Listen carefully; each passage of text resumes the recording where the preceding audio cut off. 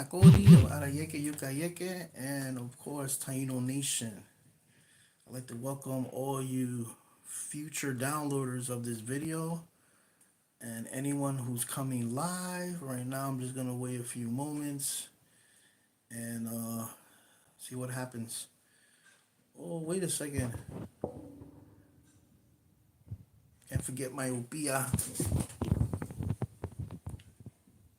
That's right. These are symbol of the ancestors. They're always here in the studios of Taino Fun House.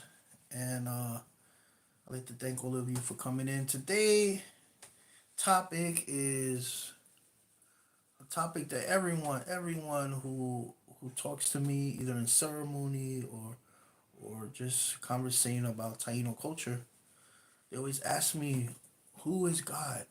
You know, what kind of God did our ancestors honor and hold ceremonies for? Dao Abuche, hey Abuche, how you doing? All right, thanks for coming in. You're the first one. Wow. If you hit me up on Taino Fun House at gmail.com, I'll send you a gift in the mail. Okay, just email me, send me your address, your name and address, and you get a first prize right there. For the first person on here. It's up to you. It's optional. Okay. That's Taino Fun House at gmail.com. But thank you for coming. No pressure. What I was saying is that, during my years as a Taino Behike, or just Taino in the community, they always ask about, who is God? Who is the Taino God? What God did our ancestors honor? So this is something that has caught my attention for many years. I've dedicated trying to decode the Taino God. So there's two things I'm going to discuss today. One is the ancestral worldview, at least introduce it a little bit, because you can do a deep dive with that one. So the Taino concept of God in a traditional way, which is very difficult because there was no written language outside of the petroglyphs and European witness. Also, Mabrika, what's up, Jose? Welcome aboard. Can you guys hear me? Can someone write? Yeah, we can hear you because I got my mic hooked up. Sometimes I have a problem with my mic. But if someone gives me like a thumbs up or something on the comments that you can hear me, please write something. Nah, I may have to disconnect my mic. I never have luck with these mics. Let me see. Okay, I don't see anything. I don't think you guys can hear me. All right. Okay, cool. You guys can hear me. Great, great, great. I always get paranoid because my mic sometimes they fail me. So basically, through the years they asked me. So what I'm gonna try to do tonight is look at a traditional concept, or at least get a little glimpse of the traditional concept of the Taino God, or Great Spirit, High Being, Supreme Being. Um, Around the 1492 era, and then try to figure out what was the whole concept of the Taino God. It's almost hard to think about this. And also, second part is what do you believe? And I'll share a little bit about my concept of God. I just want to throw something out here that traditionally indigenous teachings, traditionalist peoples, they always have a concept that it's not about faith when you talk about God. It's about knowledge. So in other words, I believe in God. But in the indigenous way is I know God. I just want you to reflect on that between faith and knowledge. All right, cool. Thank you. K O. Whoa. All right. So that's the thing, man. That's the thing. So I'll read your email later. That's cool.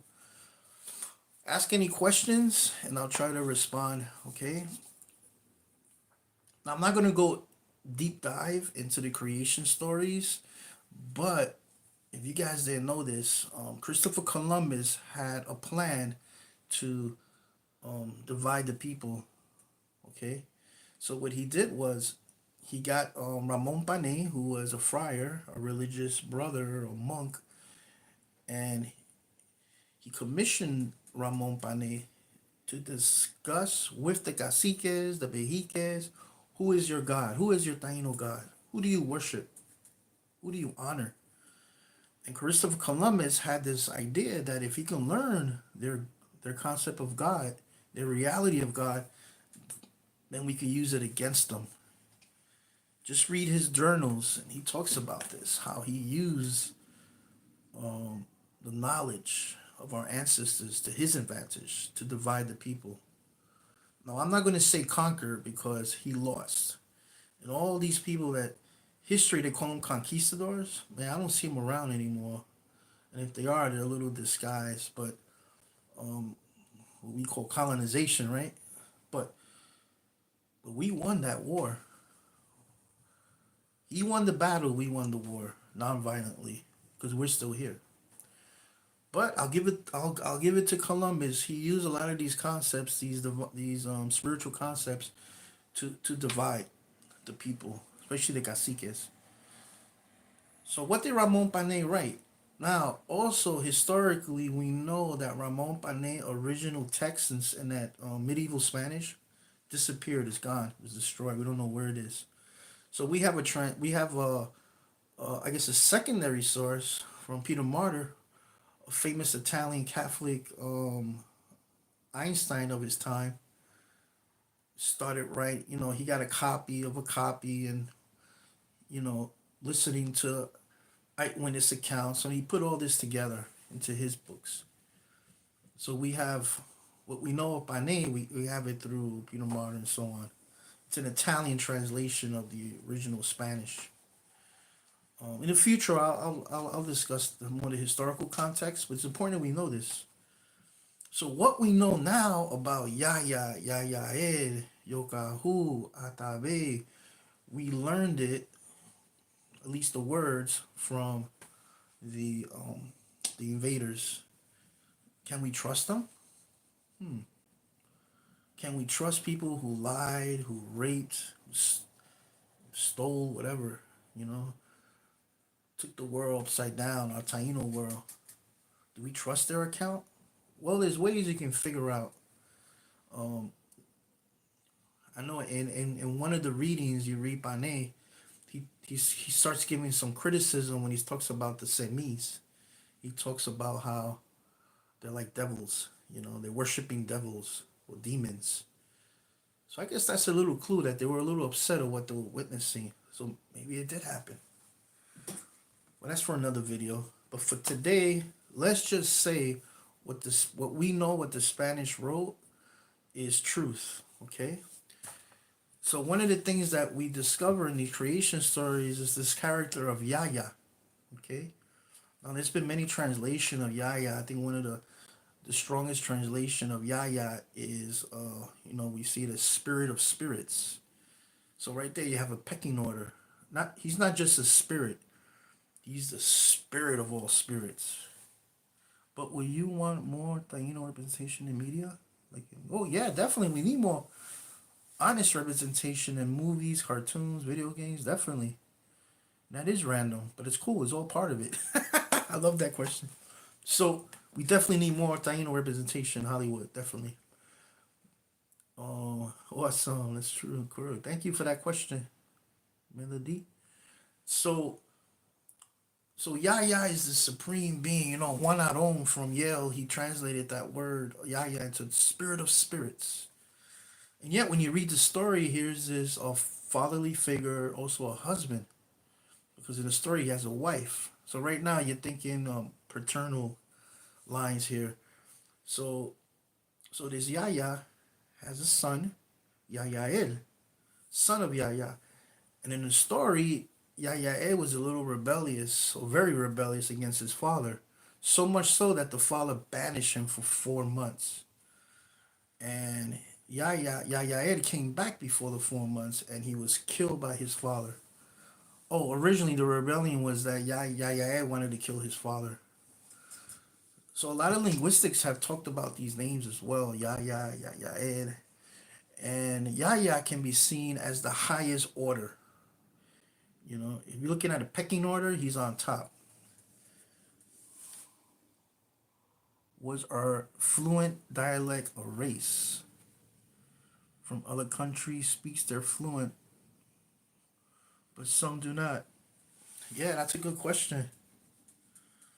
The dialect. I know there's a lot of places like in Dominican Republic, like the Cibao region, they have a certain accent. I know a lot of linguists talk about that dialect they speak, the accent is rooted in the Taino, from those mountain communities.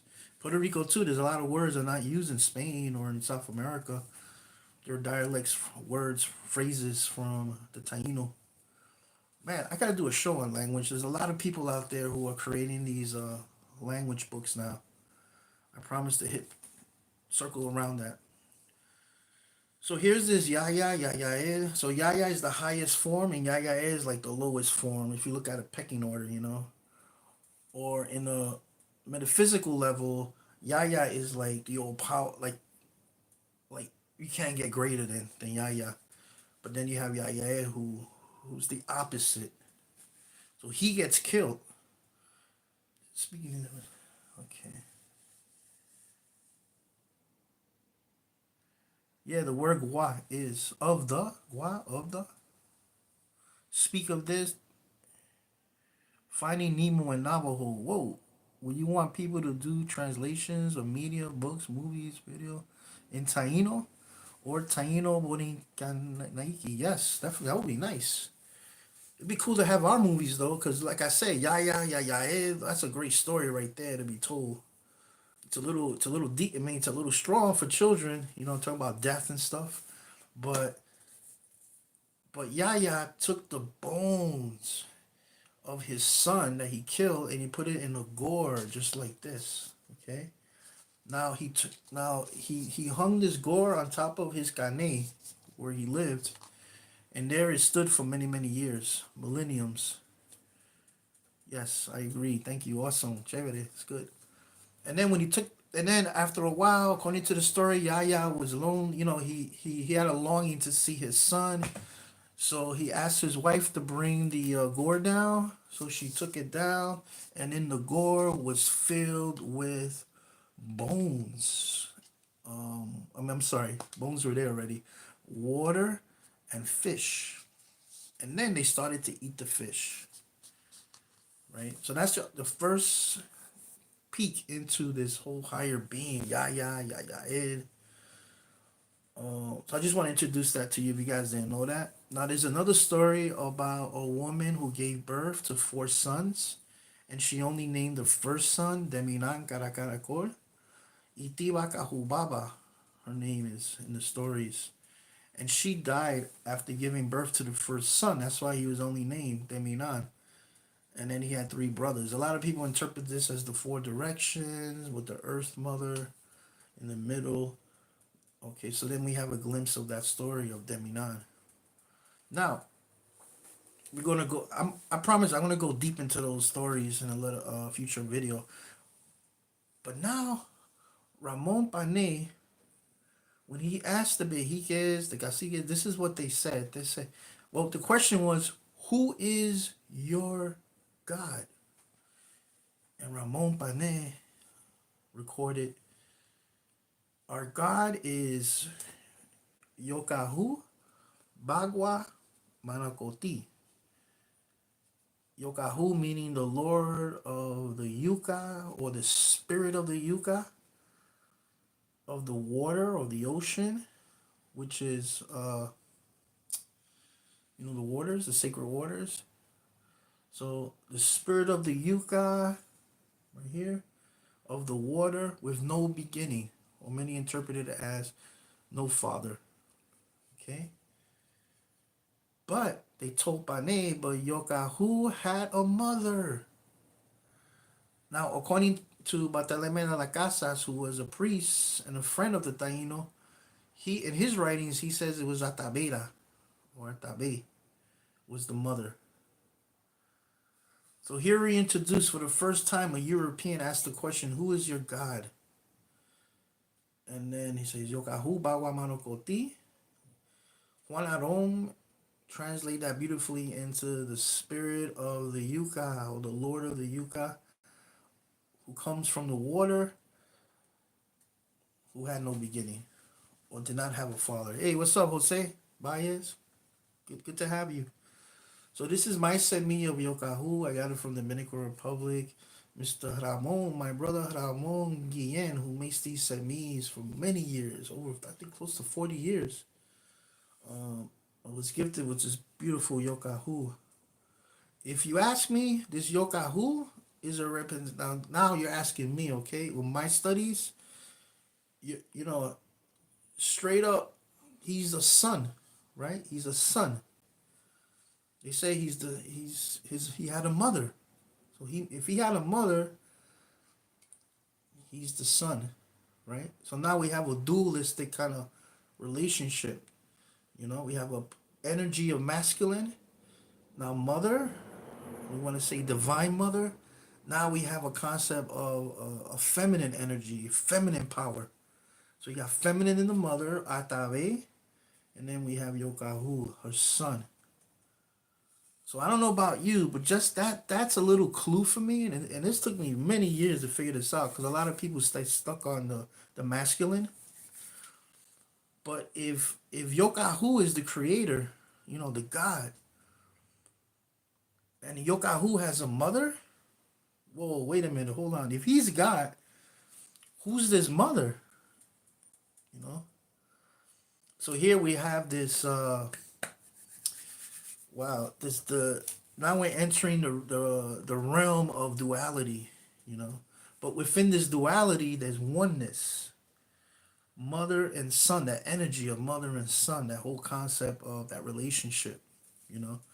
Birth, the birth giver and Atabe, and then you have the son who produces. They will bury this Yokahu semi into the soil below the root of the yucca, the mother yucca tree. And then Yokahu will fertilize the soil, you know. You can see the open mouth, almost like chewing the toxins of the earth that's going to prevent the growth.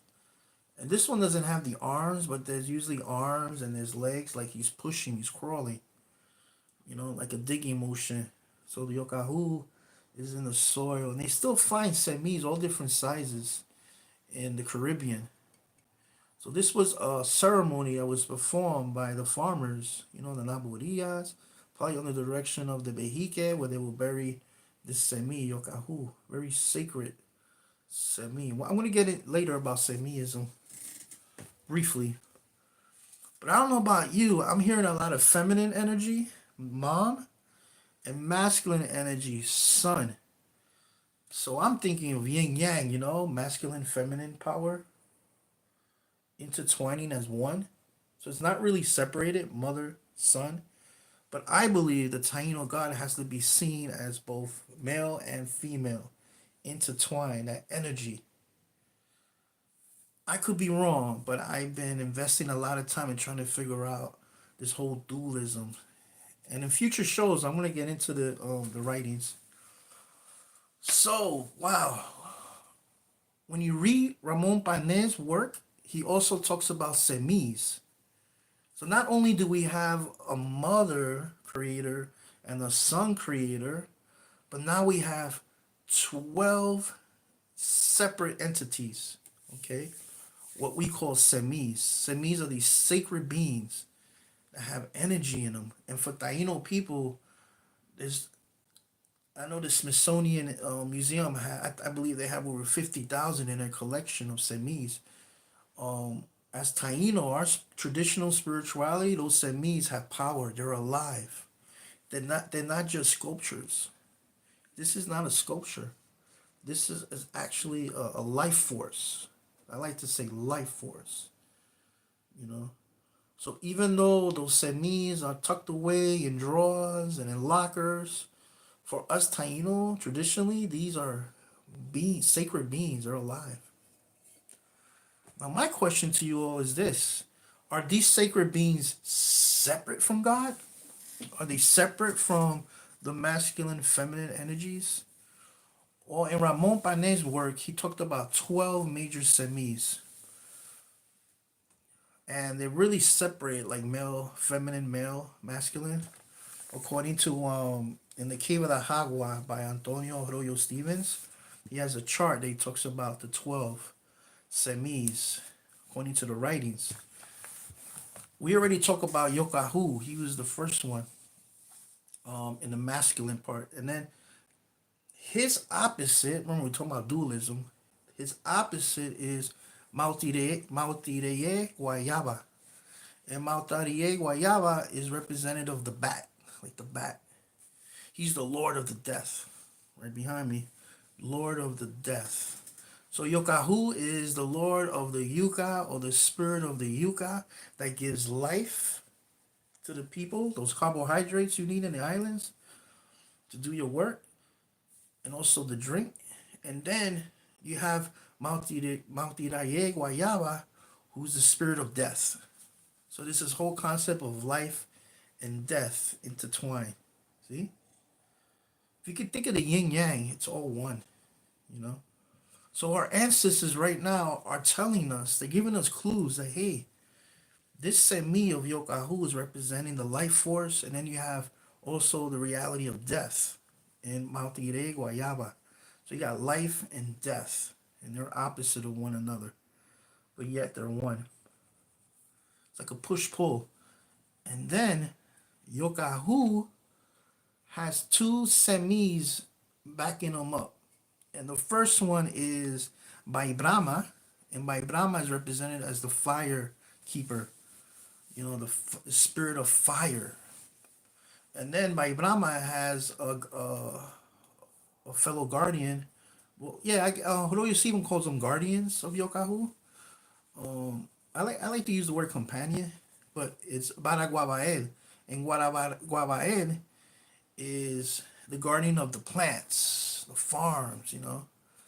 Oh, and Baibrama too is the guardian of the workers, you know.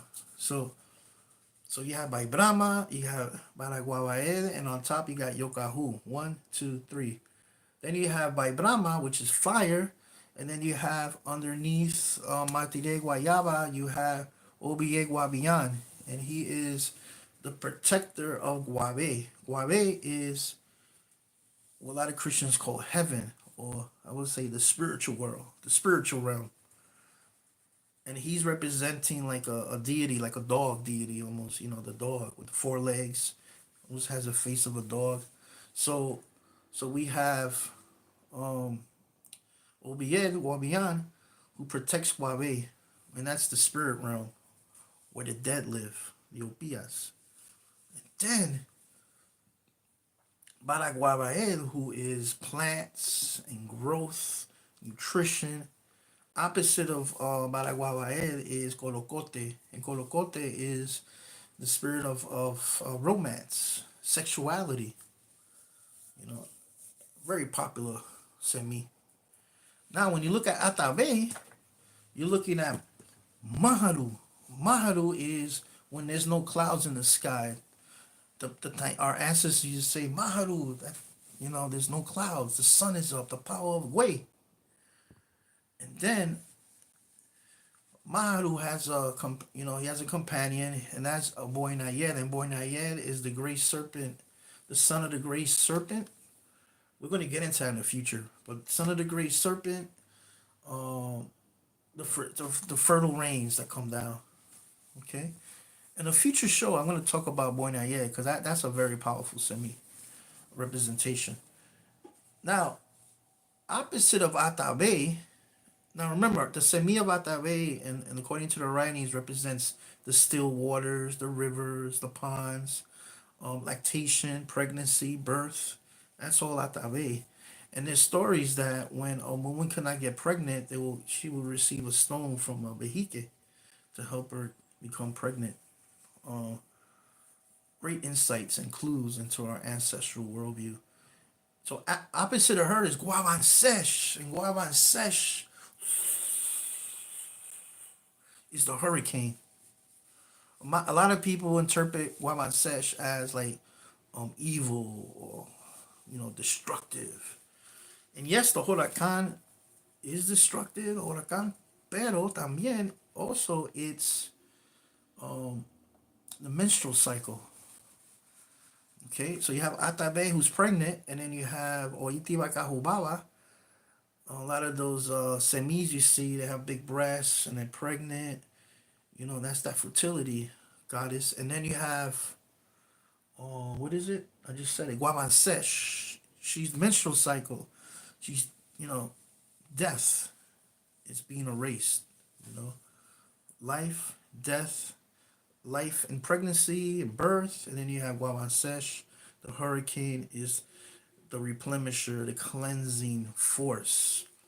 And I know traditionally the Tainos, when the hurricane came, it was an opportunity for them to reconstruct their bohíos and canés.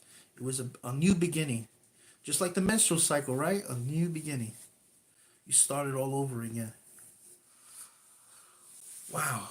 And then underneath Guavan says she has two companions. One is Watauba, and that's the crier, the lightning. So once you see the thunder, you hear the lightning. Okay, here comes the hurricane.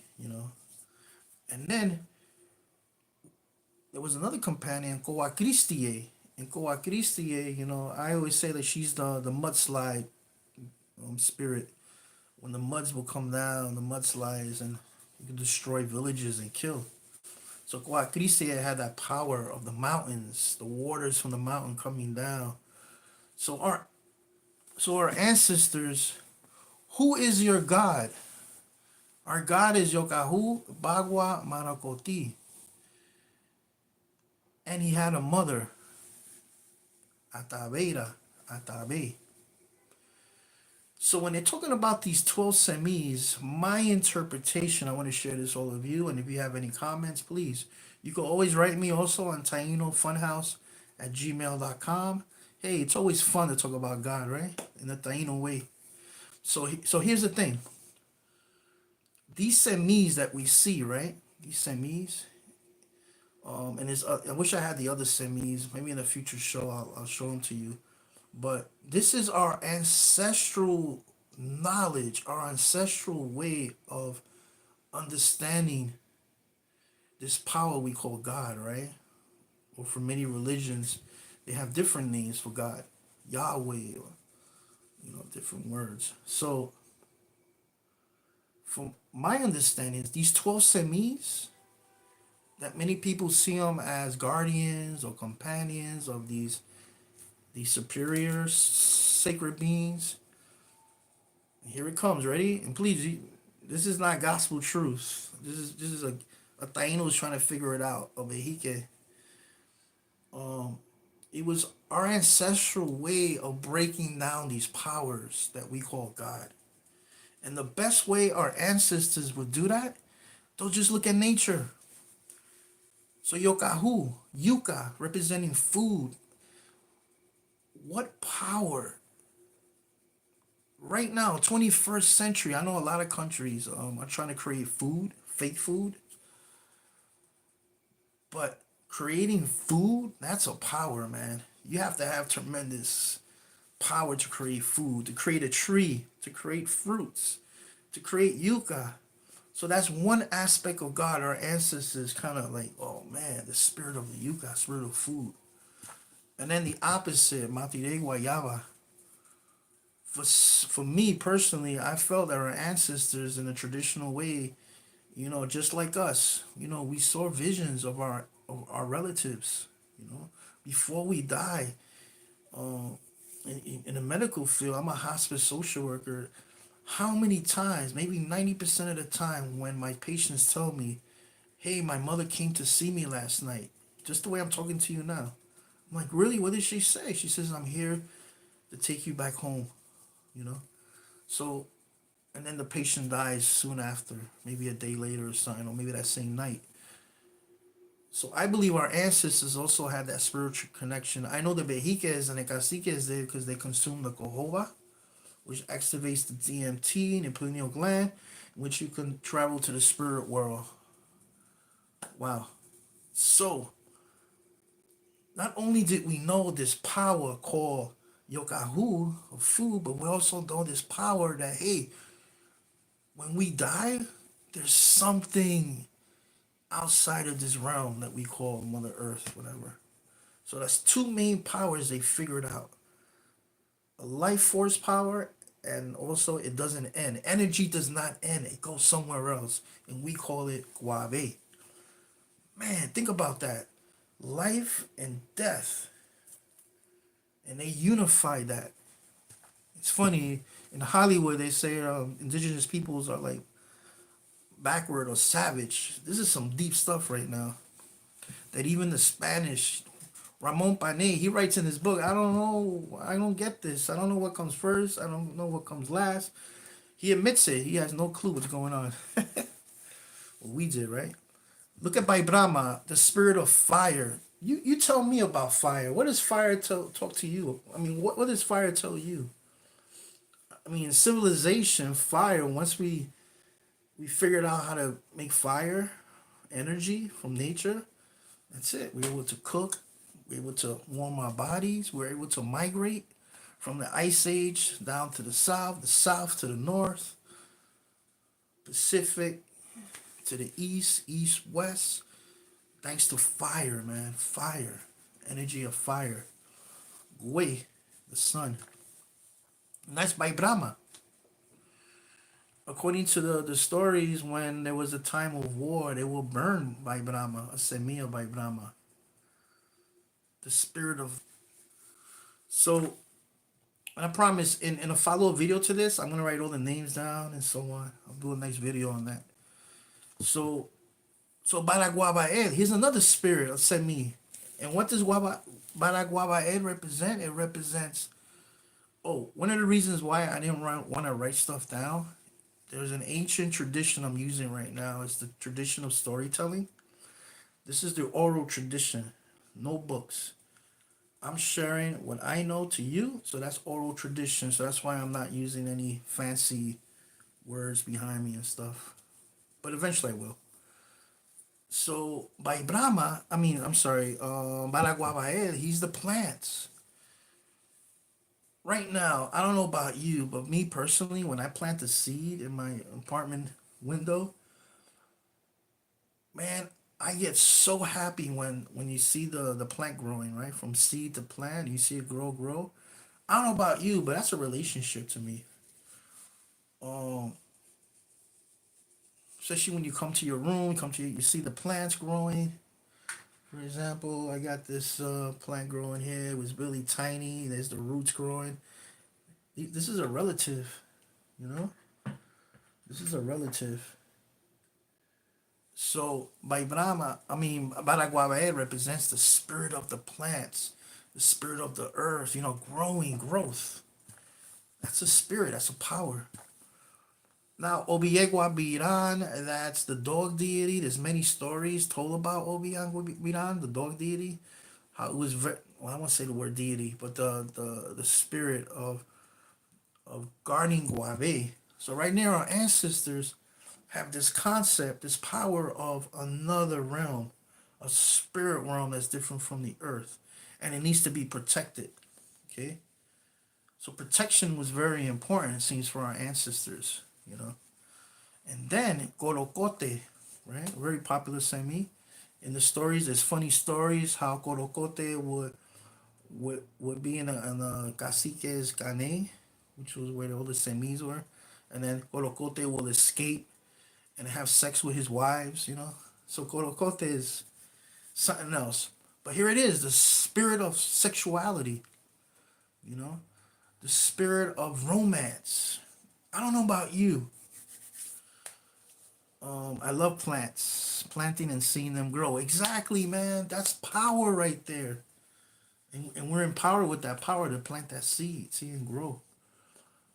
But the thing about the spirit of Corocote is there's no, for me personally, man, you can't, You can't create when two people fall in love. The first kiss, the first hug, the first corny joke, that you laugh at. Um, that's medicine. That's power. See, our ancestors knew that. It just wasn't about having sex, having babies, but it was also that pleasure as well.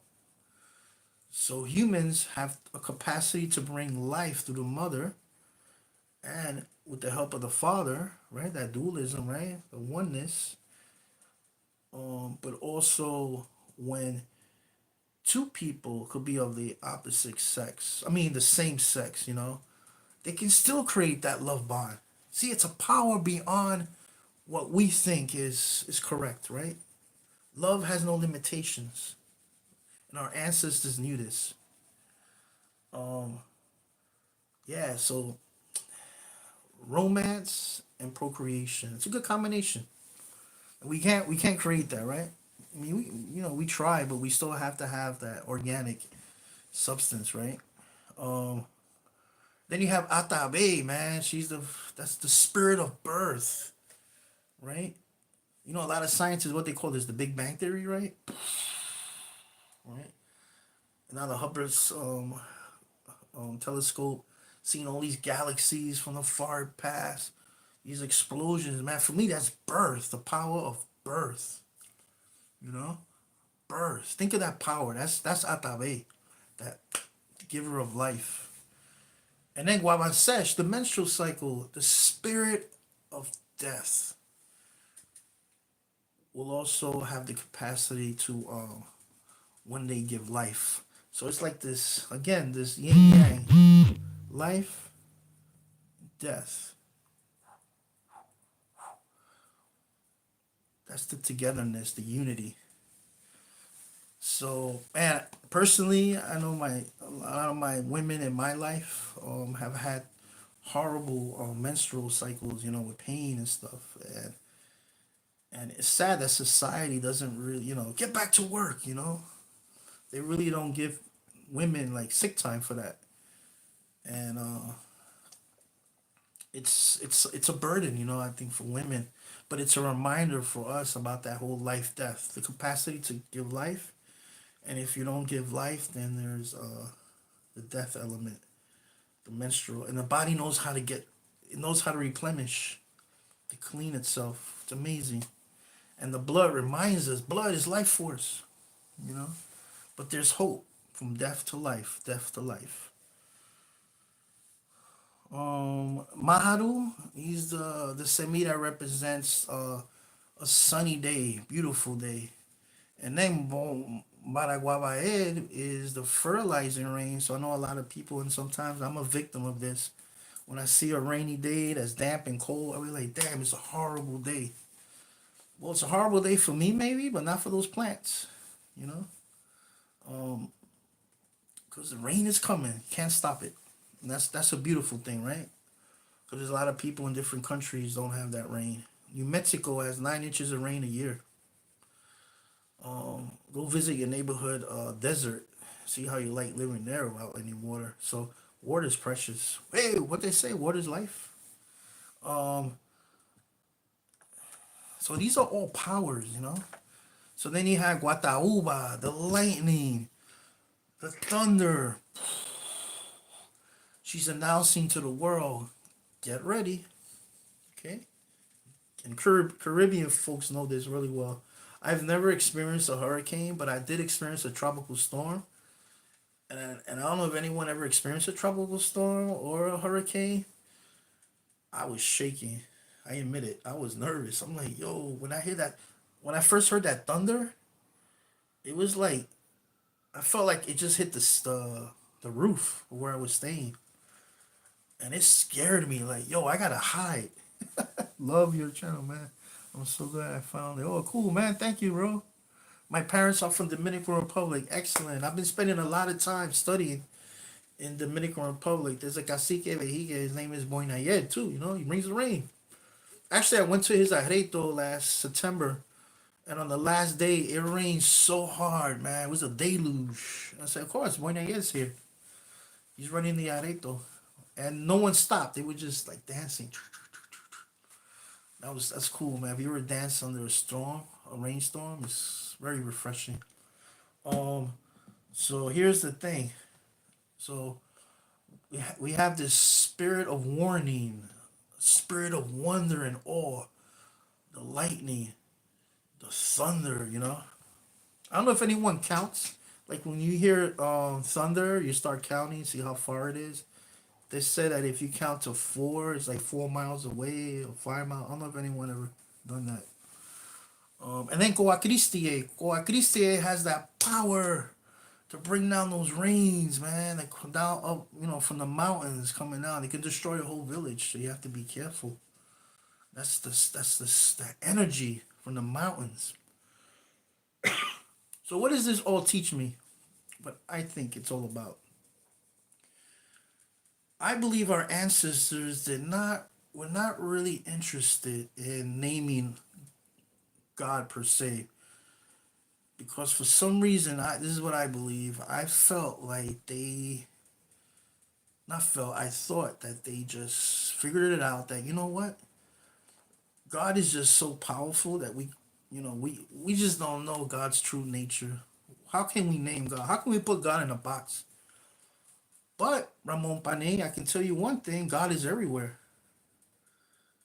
And for me, I like to say God has 12 faces. You know that we can name.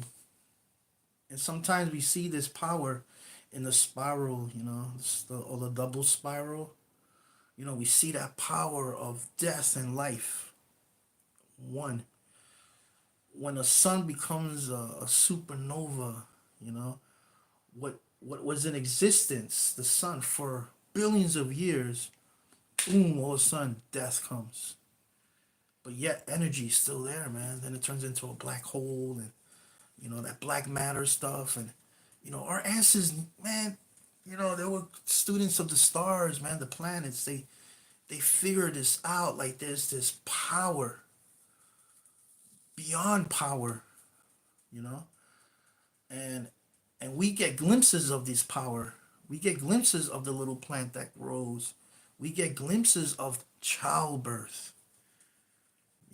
One of the greatest experiences in my lifetime, I can honestly say, and I still get emotional when my son was born, Deminon. The midwife, pushed him out. It was a long birth. It was like 35 or 36 hours in labor. I'll give it to you, Esther, he did it. But the baby came out, and the first thing the midwife did was she took the baby, my son, and put it on my wife's breast, my ex-wife's breast, right there. To this day, I have never felt such a spiritual experience when I saw mother and son unite like that. Son on top, mom right there, and that bond. You just felt it. And I remember saying, yes, that's what it's about. Now, there's certain people that can't have children. There's certain mothers, children, either by choice or by medical reasons, you know, or that's not what they want. But I tell you, that force of love, you know, how we can give birth to love. And many of the Behikes, sometimes when we look at these cave drawings, you see how the Behikes try to imitate that feminine power of birth, you know. When you give someone something, a gift, with no strings attached, you are being mother. You are gifting. In the indigenous here in the north, an indigenous tradition is when you do a ceremony, um, the family that's sponsoring the ceremony, they bring gifts. So they bring toys, they bring blankets, candy, whatever, and they give it out at the end of the ceremony. So that's that force of giving. This European spoke about. Even Columbus said this. He never met a more loving people. Of course, we knew these 12 faces of God. We knew this power, and the power was to give birth.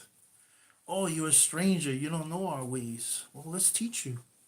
Oh, what's that? What is that? And then they touched the sword and they got cut.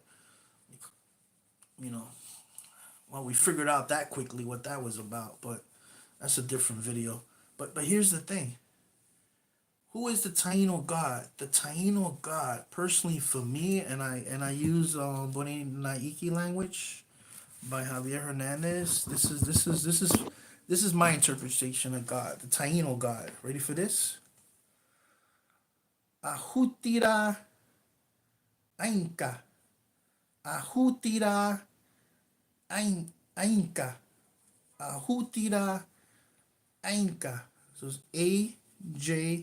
AJU accent Tira. Ahutira. Ahutira. And that means liberation, liberating. And Ainka means power. Ainka means power. A with the accent, Inka.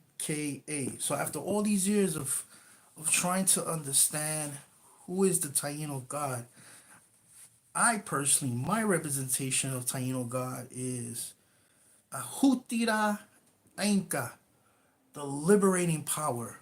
Because when you receive power, true power, the power of fire, the power of plants, the power of protection, the power of sexuality, the power of death, the power of birth, a sunny day, a rainy day, especially for the farmer, right?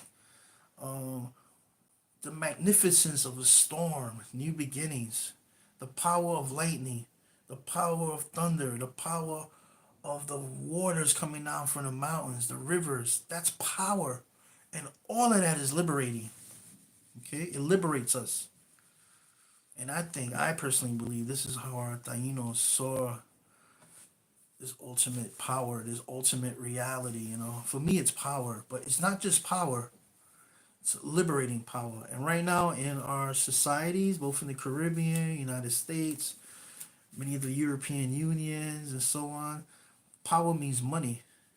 Power means, how can you network? How can you get that capital? How can you invest? It seems like that power right now is taking over. What, since 1492? Man, we can go way back. But for our people, it was a liberating power. This is my opinion, okay? Ahutira Ainka. Now I have a homework for you guys, okay? Try to go in your inner self, meditate with those ancestors, and I would love to hear from you. Who is the Taino God and why? For me, it's a liberating power. When you receive it, you know that it's something beyond yourself. Okay? But the last thing I do want to say is that these semis, this representation of God, all these beautiful stories, um, when I look in the mirror, since this liberating power made me, made you, guess what? I guess we are sacred beings. We are semis. I believe that was the next chapter that Columbus kind of stopped. But I had a feeling our ancestors knew this, is that we are the sacred beings. We are the semis. So this is the Taino Fun House. Please have fun knowing that you are sacred and that you matter. And no matter what mistakes you make, even crimes, we're here for you. We're a community. We're human beings. We make mistakes. Sometimes we make horrible mistakes. And we got to be arrested for that sometimes. But it's very important as human beings that we don't justify the crimes, but we try to help, people who need us, who need that insight, right? Who need that power, that liberating power with no strings attached. So God bless you all. Thank you for coming. Bokwatukan, Bokwatukan. God bless you. Taino Ti, God be with you. May the liberating power always be in your heart. Don't take, give. Don't tie up, release. Liberation. Thank you, everybody. Man, thank you for taking time on a Friday night. God bless you all. Hit me up, Taino Fun House at gmail.com. I'll see you soon. See you in my visions.